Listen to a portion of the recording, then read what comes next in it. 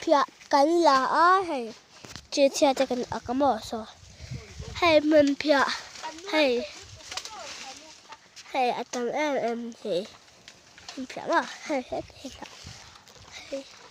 hei so ka usua ta mai nya mo hei ka nu fe hei po ka ni fe nya mo hei po sa sua nya mo khi Hmunphiah ngapa cha nya ringro áo sơ xóa lúc tục hay cái mặt bóc cái bên làm về xíu xíu rồi hay cần như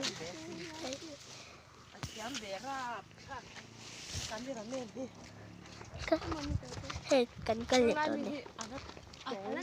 này sợ hay đây ok kiện bật bé cả mở ơi trong rồi hay cái nó ơi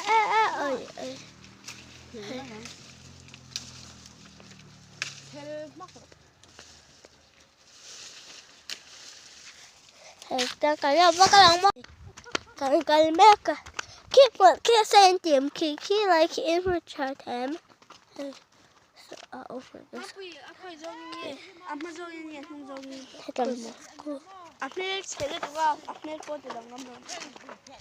con tiền lắm tụi con tiền lắm đấy tụi nó ba tuần là hay so con bên này hay thầm phai cái nó con kỳ ní nhưng để hít là chết tụi mà DC vài thạc phai thầm DC thầm nãy thạc ác đầu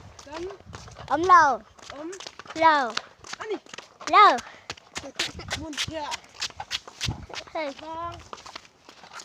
sao nó không lại tỏ về đây em ơi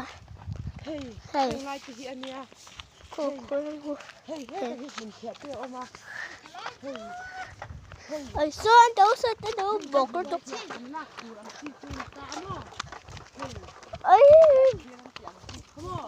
khi áp buộc từ đâu khi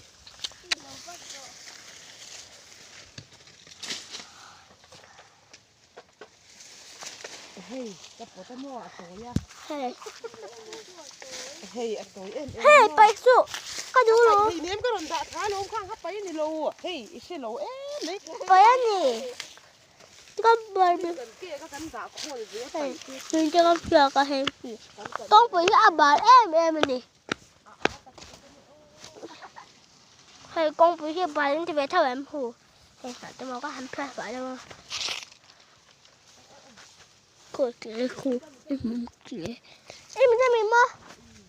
khóc con có lúc hết bài hết tạ thì mình phải em thêm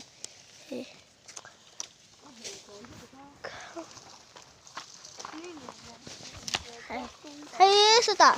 nãy nay bữa làm vừa đang mà cô anh ra đây làm anh nhà cô một chút thế đâu cô tắm tội rồi cô cái cái không chứ có đá bơi không tụi mắc sao cái lồng cái lèo à ai mắc sao mình hay chân anh lúc đó khu hay chân cái mua chân như là ở đâu phía rồi cái này nó ở tầng hai là còn ở tầng hai hay cũng quên gì hay thế mà sao có cháu thôi số con được hả ôi thế ta hay là chuyện thế đó đấy mà nhưng phone này là em phone này hay phía đó mà cái phone này cho em sẽ đi chợ số ta số ảo ôi để là cái nó phải từ rồi anh để hay chưa ăn thịt chưa khô chưa ăn thịt sao em bỏ vứt ra ôi là lúc mình đã chui thế à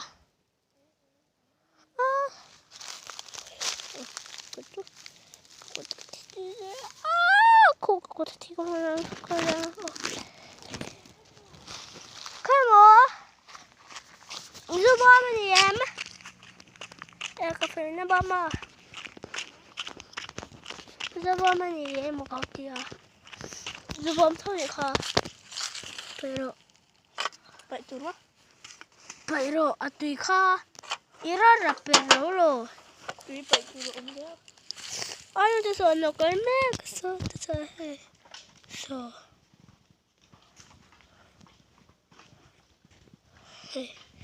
nó sợ chả sợ cần cái mẹ cái mà hey cái rồi lên hey à cái mẹ cả